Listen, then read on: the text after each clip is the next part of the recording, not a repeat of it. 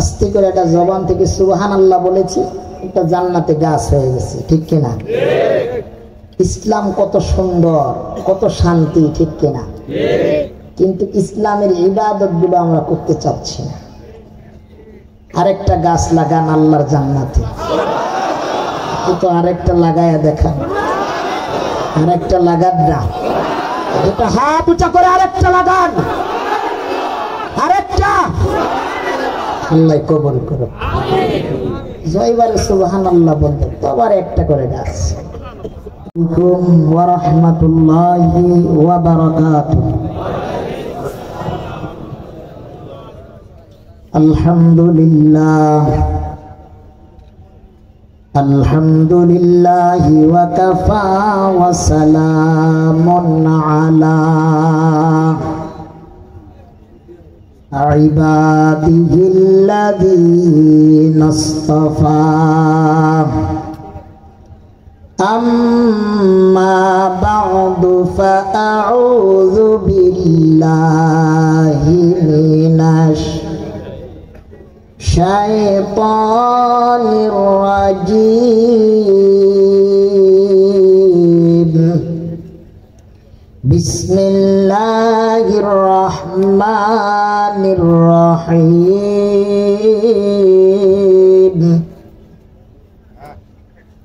ألف لام ميم.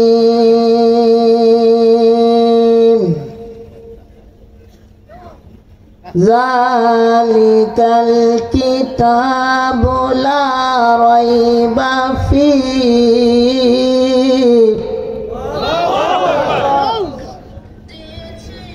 هدى للمتقين.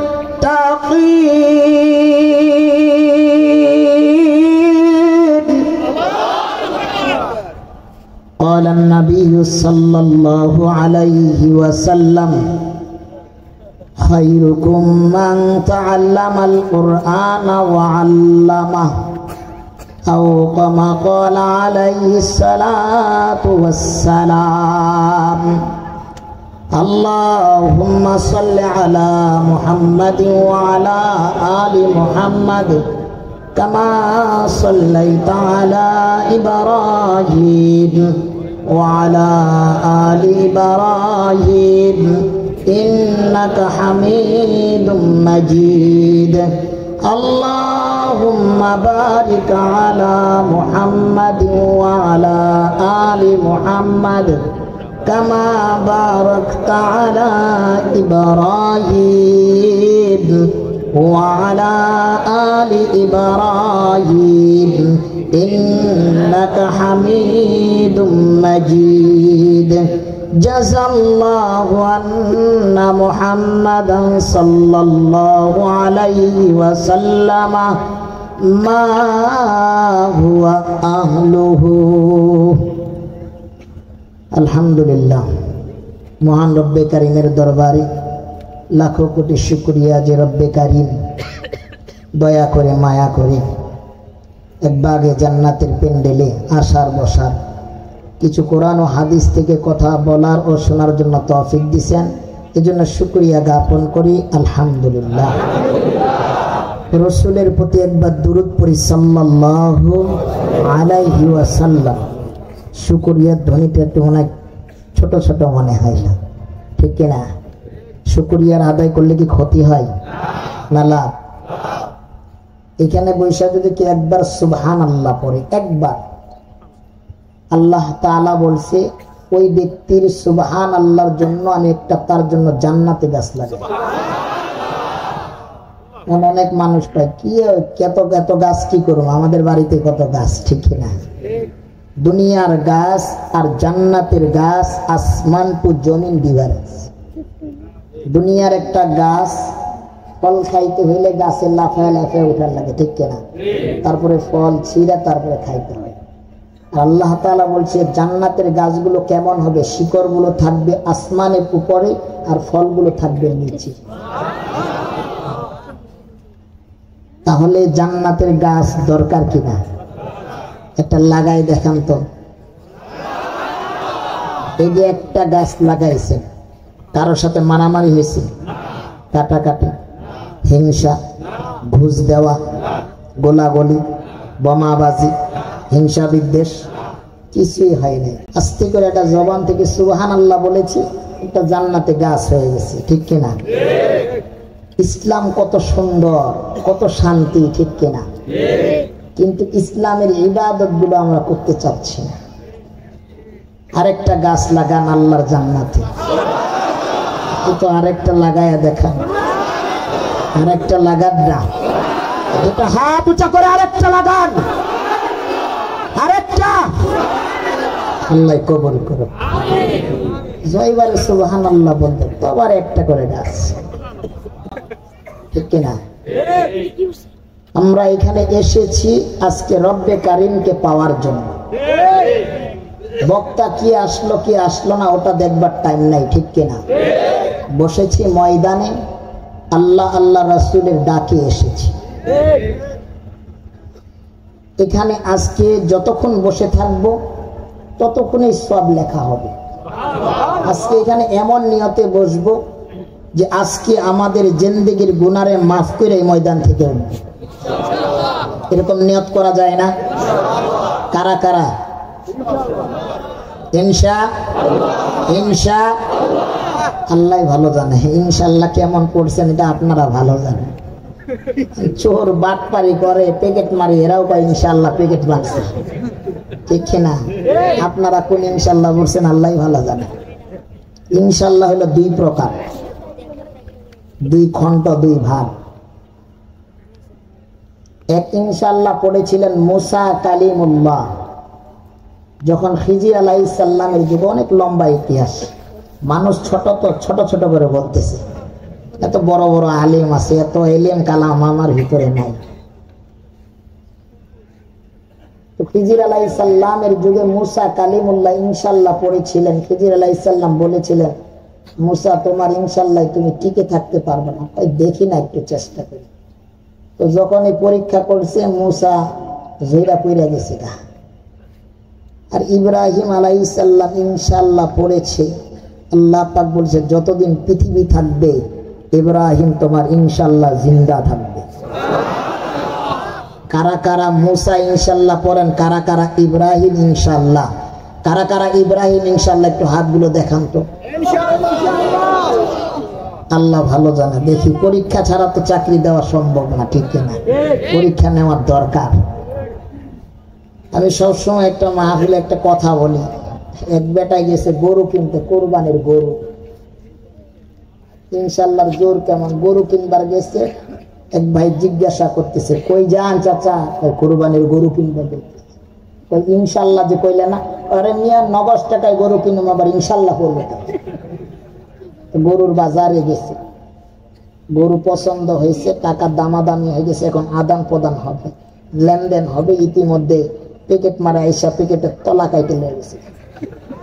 Packet থেকে হাত ঢুকেছে, দেখে প্যাকেটের তলা নাই। আমি কিছুক্ষণ পরে মাথাটা নিচু করে আসতেছি, চাচা গরু কিনছেন নে? কয় ইনশাআল্লাহ প্যাকেটের তলাই নাই।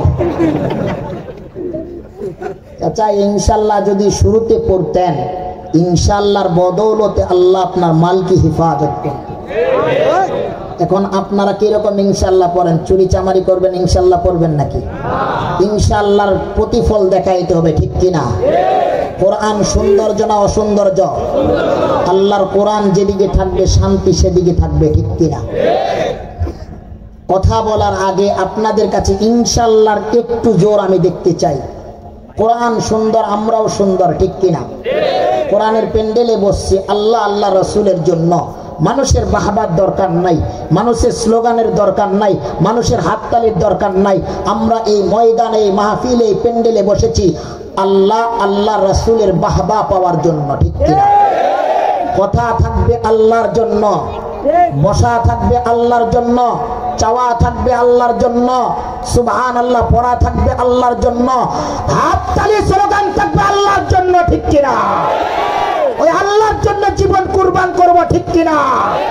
আজকে ঘন্টা নাই মুসলমান, ময়দান থেকে গুনাহ মাফ করায়া ইনশাআল্লাহ সূরতে কায়েম করে দেখাবো ইনশাআল্লাহ। দেখি ইনশাআল্লাহর জোর। যারা দাঁড়িয়ে আছেন সুন্দর একটা মনোরম পরিবেশ তৈরি করতে হবে ইনশাআল্লাহ বয়ান করলে 2 ঘন্টা কাটাই ফেলাবো যদি শুনতে চান। ইনশাআল্লাহর জোর কেমন?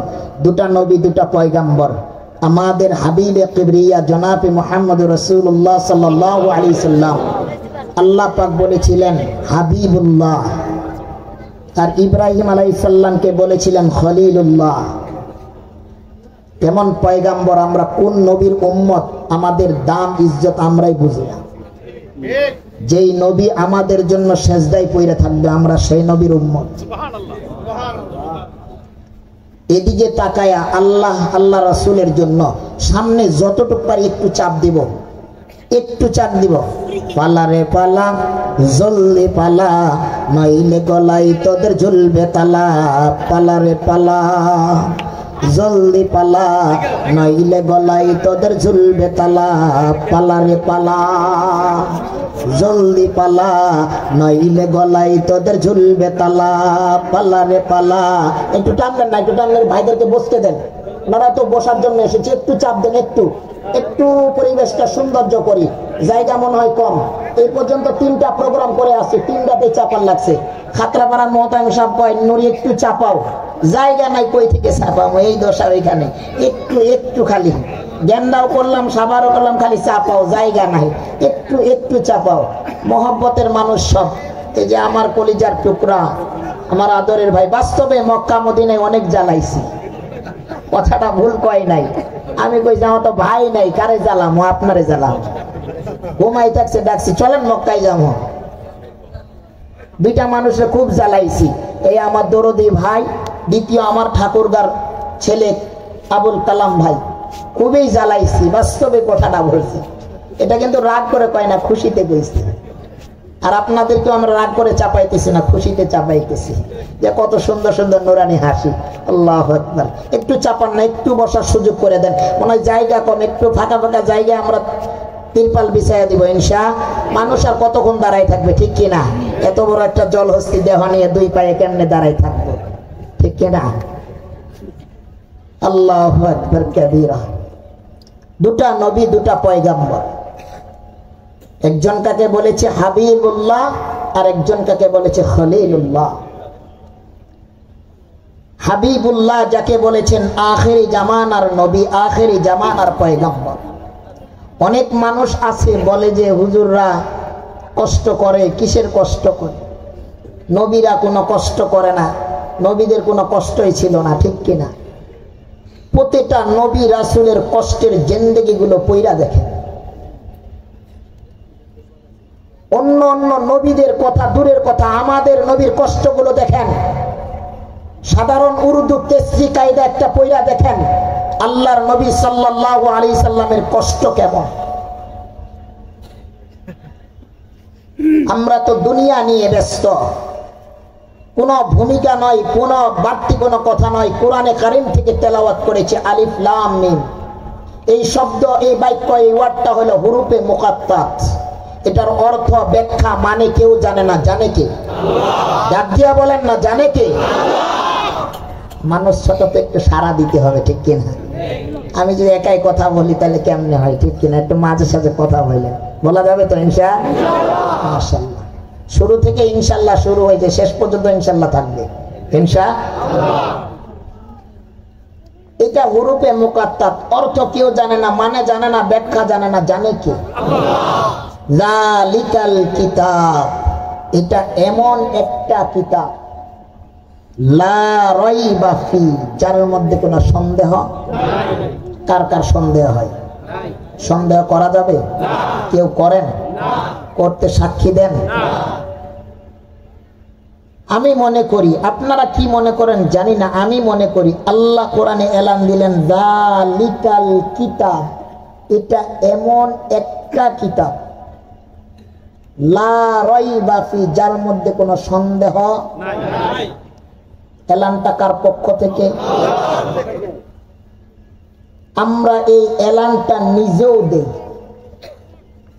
প্রতিটা মুহূর্তে শুনতেছি, বুঝতেছি, জানতেছি, কিন্তু এলানটা মানতেছি না কেন?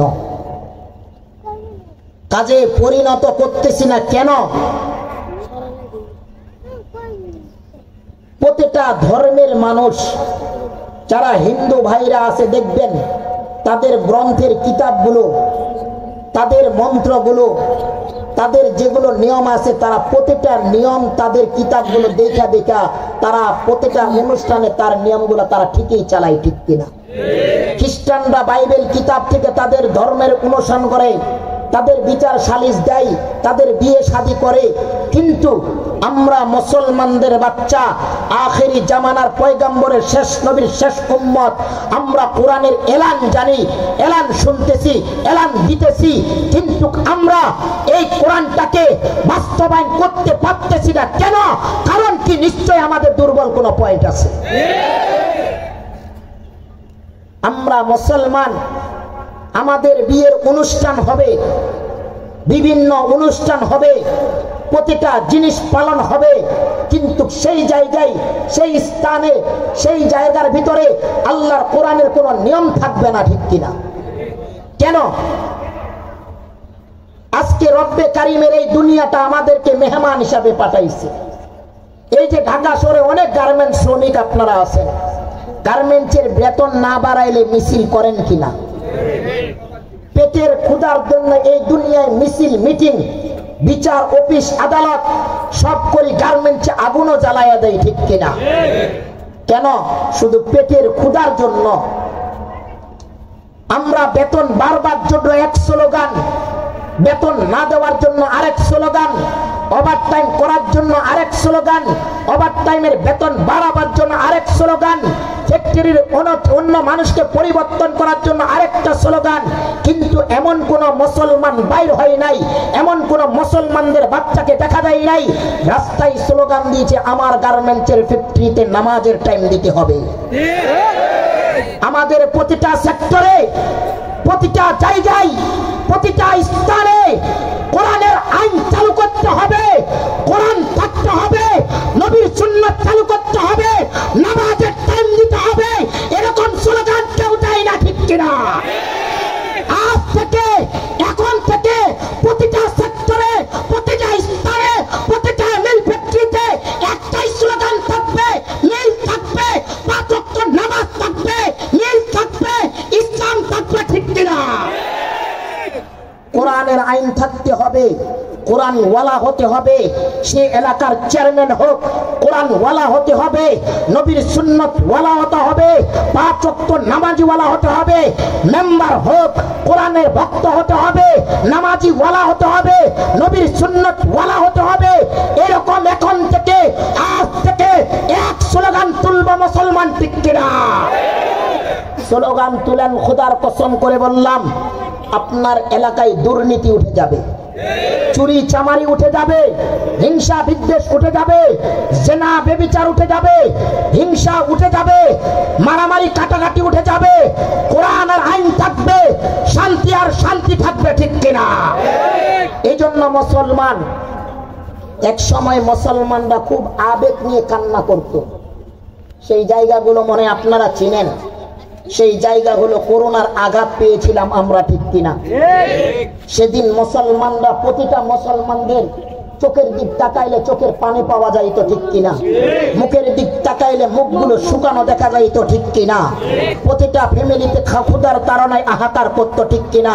বাজার সয়দায় চলতো না, ঠিক কিনা? কেউ করোনায় আক্রান্ত চলতো, কেউ মসজিদে যায়া যায়া সালাতুল হাজত নামাজ পড়া পড়া দোয়া করতো। এক দল আইসা, এক নাস্তিক আইসা সেই সেজদার জায়গাগুলোকে তালা মেরে দিয়েছিল, ঠিক কিনা? এরা মুসলমান হতে পারে না, ঠিক কিনা? এরা ইহুদিদের দালাল, ঠিক কিনা?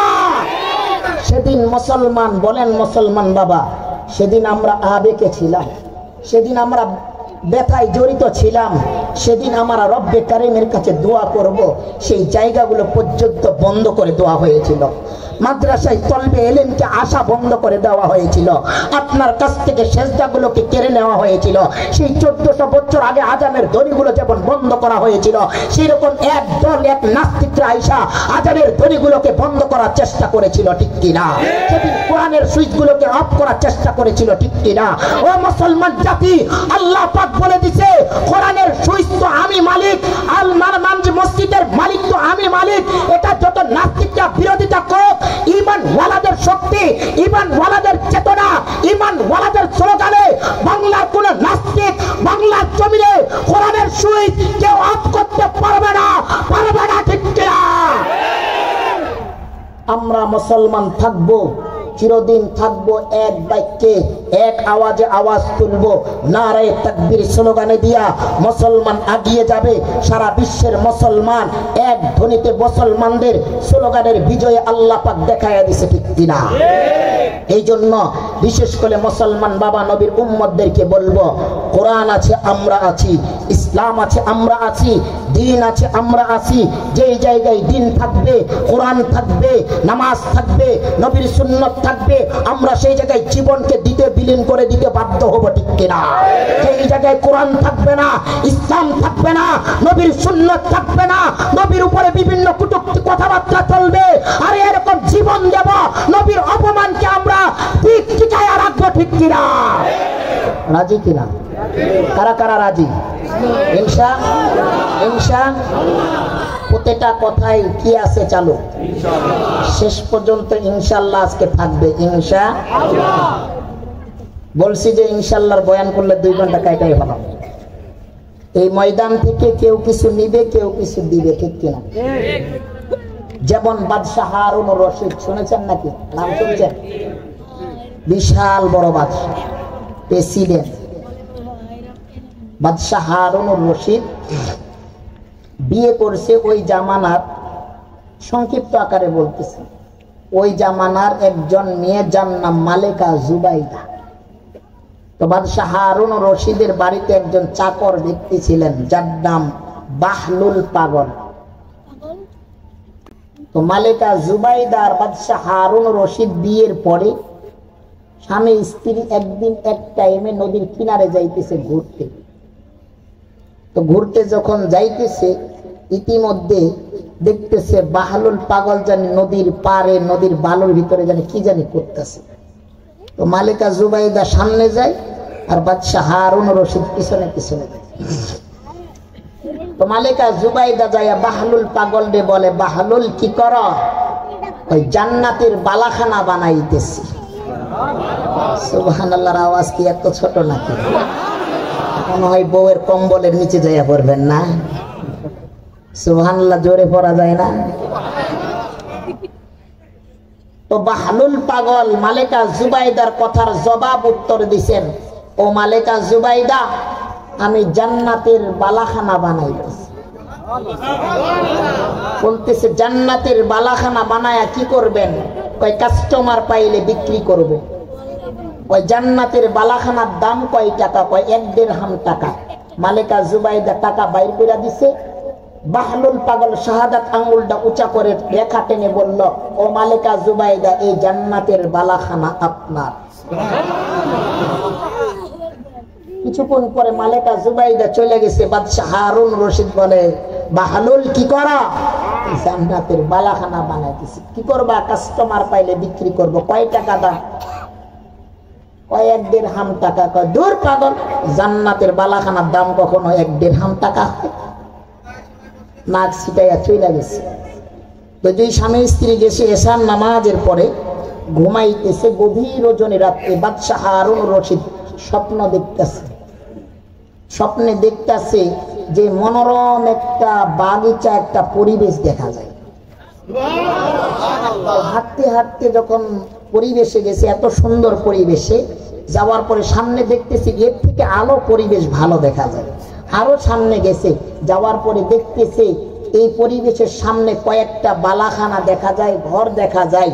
তো এক বালাখানার গেটে লেখা আছে মালিকা জুবাইদা। গেটের কাছে যায় যখন দেখছে মালিকা জুবাইদা লেখা, বলছে এটা তো আমার স্ত্রীর কামরা ঘর, তো একটু ঘুরে আসি। গেটের কাছে গেছে, দারোয়ান হাত দিয়ে বলছে দাঁড়াও। কই যাও? গেটের চৌকাটের কাছে লেখা আছে মালিকা জুবাইদা। মালিকা জুবাইদা আমার বউ, তো আমার বিবি, আমার স্ত্রী, একটু ঘরটা থেকে ঘুরে আসে। বলতেছে মালিকা জুবাইদা কি তোমার দুনিয়ার স্ত্রী নাকি জান্নাতের স্ত্রী? পাগল, এইখানে এটা দুনিয়া না, এটা আখিরাত। এটা আখিরাত, এটা জান্নাত। এই জান্নাতের বালাখানার গেটে জান্নাম লেখা আছে, এই বালাখানা শুধু তারই। তুমি চলে যাও। সাথে সাথে যখন পাঠাইয়া দিছে, বাদশাহ হারুনের রশিদের ঘুম ভাঙ্গে গেছে, ঘুমও ভাঙছে, এদিকে আজানের ধ্বনিও আসতেছে। তাড়াতাড়ি ফজরের নামাজ পড়ে নদীর কিনারে গেছে, যায় দেখতেছে যে বাহলুল পাগল আবারও কি জানি বানাই। বাহলুল কি করা? জান্নাতের বালাখানা বানাই। কি করবা? কাস্টমার পাইলে বিক্রি করব। কয় টাকা দাম? কয় খরিদ করবেন? কয় জি। কয় আপনি যদি খরিদ করেন আপনার রাজত্বের 3 ভাগের 2 ভাগ আমার নামে দেবেন, আপনাকে জান্নাতের একটা বালাখানা আপনার নামে দেবেন। কয় পাগল, কালকে একই জায়গায় একই স্থানে আমার বিবি আমার স্ত্রী জান্নাত খরিদ করেছে 1 দিরহাম টাকা দিয়ে, আজকে কি জান্নাতের দাম বেড়ে গেল? বাহলুল পাগল বলে, বাদশাহ আগে বলেন তো আপনি যে জান্নাত খরিদ করতে এসেছেন, যাইনা আসছেন নাকি অজাইনা আসছেন? আপনার বিবি মালেকা জুবাইদা যে জান্নাত খরিদ করেছে কালকে, যাইনা করেছে না অজাইনা করেছে? এই প্রশ্নের আগে উত্তর। বাদশাহ হারুন রশিদের দিমাগ ঠান্ডা। ব্যাপার কি? একজন চাকর কর্মচারী আমার বাড়িতে কাজ করে, এই বাহলুল পাগল আমি স্বপ্নে দেখেছি, এটা কিভাবে জানলো? এটা কিভাবে খোঁজ পাইল? এই মাহফিল থেকে একজন একটা আপেলের দোকান দিছে, আপেলের কেজি হইল 150 টাকা দোকানে, এখানে 70 টাকা কেজি লাগাইছে। আপনারা কি মানুষটারে 2 নাম্বার ভাববেন কিনা? কিন্তু একজন কিনা বাজারে লয়ে গেছে, আবার 150 টাকা বিক্রি করতেছে। লাভবান হয়েছে না ক্ষতিগ্রস্ত হয়েছে? সেদিন মালেকা জুবাইদা অবহেলা করে নাই, না যাই না জান্নাতের স্লোগান শুনেছে, মনে প্রাণে বিশ্বাস কইরা জান্নাত খরিদ কইরা নিয়ে গেছে, ঠিক কিনা? আর বাদশাহ হারুন রশিদ তিরস্কারী করেছে, আল্লাহ তাআলা তাকে জান্নাত দেখাইছে কিন্তু জান্নাত খরিদ করার তৌফিক দেয় নাই, ঠিক কিনা? এইখানে এই মঞ্চে এই মাহফিলে নাজিমনগরে এই মাহফিলের প্যান্ডেল থেকে কেউ জান্নাত নিয়ে যাবে আর কেউ জিরো হাতে ফেরত যাবে, ঠিক কিনা? এজন্য মুসলমান বাবাজিদেরকে বলবো, নবীর উম্মতদেরকে বলবো, আজকে নাজিমনগর থেকে কে কি করলো আর কে কি বললো এটা দেখবার দরকার নাই। বসেছি রব্বে কারিমের জন্য, বসেছি আল্লাহ আল্লাহ রাসূলের জন্য। এখান থেকে জান্নাত কামাই কইরা আজকে মরণ বিছানায় যাব ইনশাআল্লাহ। কারা কারা রাজি আছেন যে মালেকা জুবাইদার মতো জান্নাত খরিদ কইরা না যাই না খরিদ কইরা যাব ইনশাআল্লাহ? আল্লাহ তাআলা আমাদেরকে সকলকে কবুল করুক। সকলে বলে আমিন। আমার টাইম শেষ, 5 মিনিট টাইম দিছিল। আল্লাহ তাআলা আমার কথার উপরে যদি ভুল হয় আল্লাহর রাস্তে আপনারা আমারে মাফ কইরা দেন। আর যদি আল্লাহ তাআলা সকলের কাছে আপনাদের কাছে দোয়া চাই, আল্লাহ তাআলা যেন আমার মতো অধম গুনাহগাররে আল্লাহ কবুল করে। সকলে বলে আমিন।